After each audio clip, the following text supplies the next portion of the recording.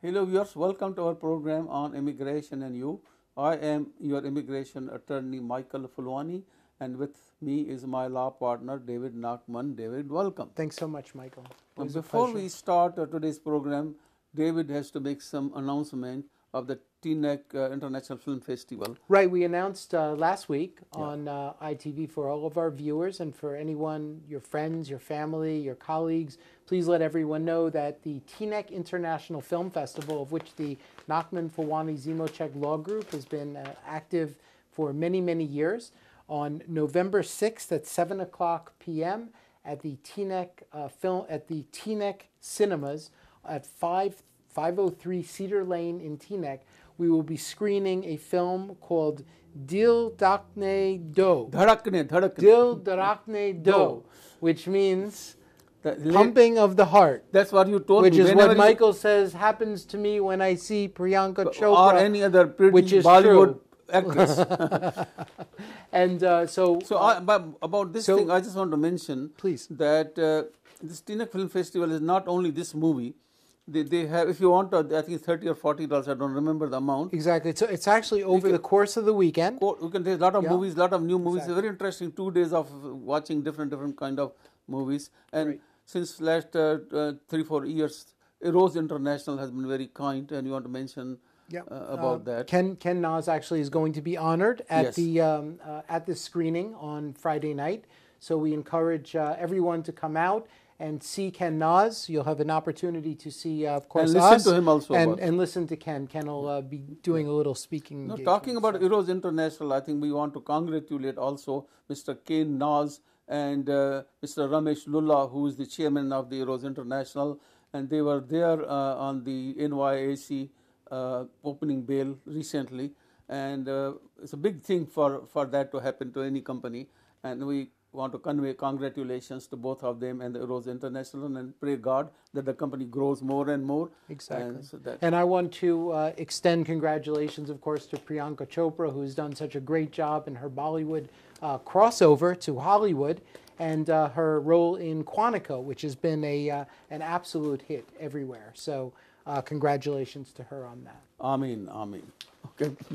Here is today's program. Let's go to the important information that we want to give them about the Green Card Lottery Program, which is we call DV 2017. Now, every year they make an announcement about this program as to what are the requirements to apply, which countries they can apply, which countries they cannot apply, what are the dates before they are applying. So there are a lot of information that you can go on the website. We just want to give you very brief information about this. But if you want more detailed information, you can go on the website and get all the detailed information. Or if you want to send an email to us, we'll be happy. Yeah, let me just mention the website where this information can be gathered. You can actually find this information on our website at www.visaserve.com. We actually have links to the DV instructions for 2017. The program opens on October 1st and will be closing on November 3rd. Please be sure to take a close look at whether or not you're from a country which qualifies in the diversity lottery, because not every country qualifies. So let me develop further on that. People who, let us say, a citizen of India, for example, but he was born in Nepal, born in Pakistan. This goes with the country of birth, not the country of nationality. People get confused all the time. Oh, I'm a Canadian. Can I apply? Like I'm from this particular Nepal. Can I apply? So if a person is born in that country, which is eligible for this, it's important. Also, there's another twist here. Let us say you were born in India. Now, India is not one of the countries, and I'll tell you some countries are some countries are not. Then he cannot apply for the lottery program. But let us say his wife was born in Nepal. Then he can apply, and even the wife can apply. Right. So essentially what it is it's analogous to the issues of cross-chargeability that we discuss on a weekly basis when we talk about how to jump that priority date in the Visa Bulletin. So understand that that's the way it works, is that if your spouse is born in a country which is listed as one of those countries that can apply, you too can apply for the diversity lottery. See, for many years, David, Bangladesh and Pakistan. They were also in the lottery program. And the Bangladesh, 5,000, 6,000. You cannot buy an envelope. You cannot buy the stamps. Entire Bangladesh was applying. So it weighed so much, then they took it out. And same thing with the Pakistan, because the theory behind this is that this is for those countries where the immigration is lower than most of the other countries. That's the basic idea. Well, that's why they have a quota of about 50,000 in this for the whole world. Right. Okay. Yep. So some of the countries, I mean, I cannot tell you all. You can go on the website and see. But basically, one of those that our viewers are watching, India. These countries are not eligible. You are born in any of these countries, you cannot apply.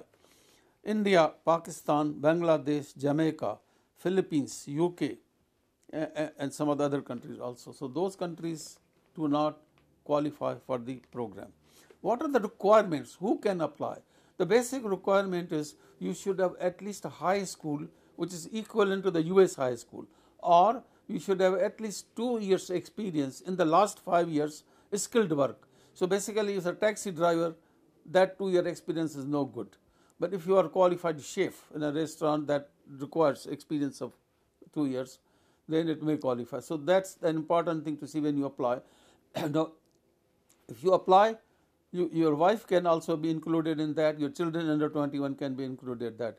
But you have to move very fast on these, because unlike other categories, it carries forward to next year and the next year and next year. All the people must get the visa in that 1 year period. In other words, you have to have actually received the green card before September 30th. Yes. If you don't, then you lose the opportunity. So first thing you have to win. Listen, this is a lottery. Lottery. So people, 1 or 2, 3 clients say, "Oh, can you tell me how to win the lottery?" I say, if I knew that, I would not be practicing immigration law. I'll have a $22 million from the lottery. So luck, a lot of luck is there basically. That's the thing. So I have 2 more points on the diversity lottery, just to let everyone know. A big question that we get frequently is from individuals who are on non-dual intent visas, and they say, if I apply for the lottery, is that going to contravene my underlying intent?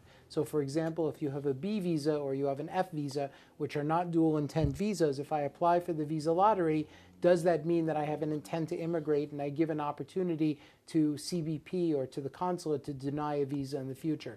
And the answer there is no, that the USCIS and the Department of State have both come down with positions that that is not a manifestation of an intent to immigrate to the United States. So do not fear if you have a B or you have an F or you have some other type of non-dual intent, non-immigrant visa, do not worry about doing the diversity lottery. That's number 1. Number 2 is one additional point, very important, which I think Michael and I would both agree with, and that is if you're not in it, you can't win it.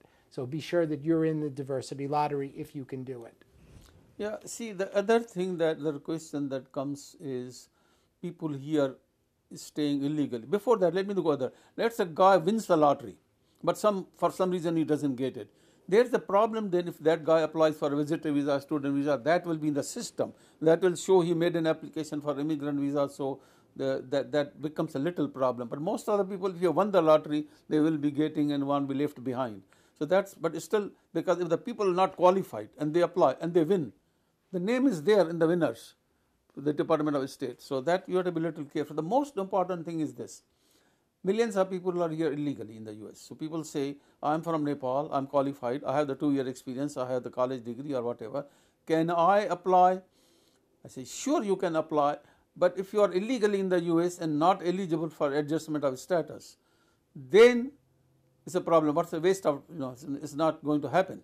It's not going to happen, you'll be gone, that. Well, how do you get the actual visa? That's the problem. So then the question is, this person cannot adjust. And if he goes back to their own country, then they get barred. 10-year bar, so that will go anyway.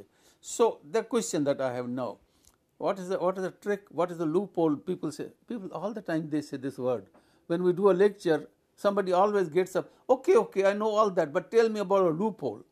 So this is the law, not a loophole. In a way, it is not a law, but it is some way of getting around and be eligible to adjust the status. So here is the story. I'm talking about a TPS Nepal, for example, or a DACA. That person has a permission to travel, right? Mm-hmm. He goes out of the country, goes back, he cannot TPS cannot go to Nepal, but let's say go to India, another country, and re-enters the US on that advance legally. So I'm Then asking they a get question. paroled in. Paroled in. Right. So Now they have my a form question of is status. that or wins the lottery? Can he adjust? And can they adjust, is your question. Yes. So in theory, Michael, I think what you're talking about is the use of an Arabelli, Yarabelli type of argument in the diversity lottery adjustment context. Yeah. So the answer is yes. Should be allowed to. Of course, but this is not answer. Okay, we said, David said yes, so we are going to do that. You have to, it is somewhat little tricky, because sometimes you travel abroad and you get stuck, or you may not be able to come, or there may be some problem. So you must consult your lawyer at depth. I had a little question also. What happens to the 9B? Because Arabelli forgives that also, because okay, person has been living illegally so many years. Now he goes and he enters. Now legally he is entering. But what about the prior unlawful? The 9B? That we have also look into the law to see. Yeah, you have to see whether or not it's waivable. Waivable. Yeah. Or maybe I have a feeling that Arabelli probably takes care of that also, because otherwise the whole case was like that. That person was legal here for many years and went back and came in and adjusted. Well, remember, parole status is that they're taking up their prior application, so it's almost as if they never left. Yeah. So that's the. But that has been the case in the provisional waivers also. They have to get a waiver done. But it's difficult. I mean, there was an extension. This is a good point at this point to raise the issue of provisional waiver, because if I recall, the provisional waiver program that started was only for the spouses and parents in IR category, and they have now also included green card holders also. Now, first of all, what am I talking about gibberish? In the sense, we have to look at what is provisional waiver here. So basically, let us say person is illegally staying here. That's the only thing. No crime, no nothing at all, no deportation, only overstaying. And if he goes to India for interview, then the 10-year bar is there. Now, old times before that, the people used to go there, apply for the visa. The consul will say, sorry, everything is okay, but I cannot issue you because you have a 10-year bar. Then, but listen, your wife is in the US, she is a citizen, and you can apply for a waiver. Waiver, bole Hindi mein to maafinama, like, forgiveness. Pardon. Based upon hardship. But the consul doesn't have the authority. He used to say, okay, submit the application, give it to me, I'm going to send to the immigration office in New Delhi. And that could take a year or two. What if then that is denied? My God, waiver is denied, the guy is stuck for 10 years back in India. So President Obama came with a scheme, a waiver. Say, okay, so why don't you permit them to apply? Before going, apply here for the waiver, get the waiver, put in the pocket, go for the interview. Consul says 10-year bar, says, sir, here it is. I already got my waiver done. Provisional waiver is know before you go whether or not you're going to be able to come back in. So now telling them this extension to now what they're doing is they're going to be expanding, also, and the period of time for the rulemaking closed September 26th. So we're expecting that we'll have a new rule on provisional waiver expansion probably soon. But what's interesting is that we now have a new rule, a new draft memorandum that just came out a few weeks ago on hardship. I think this is a subject we should talk in a little more details in the next program. Maybe in the next program. What was your previous criteria? What's the new criteria? Maybe how far this will be helpful. So we are running out of the time. Thank you very much for watching the program. Please keep watching us every Saturday and Sunday at 11:45 a.m. Thank you very much.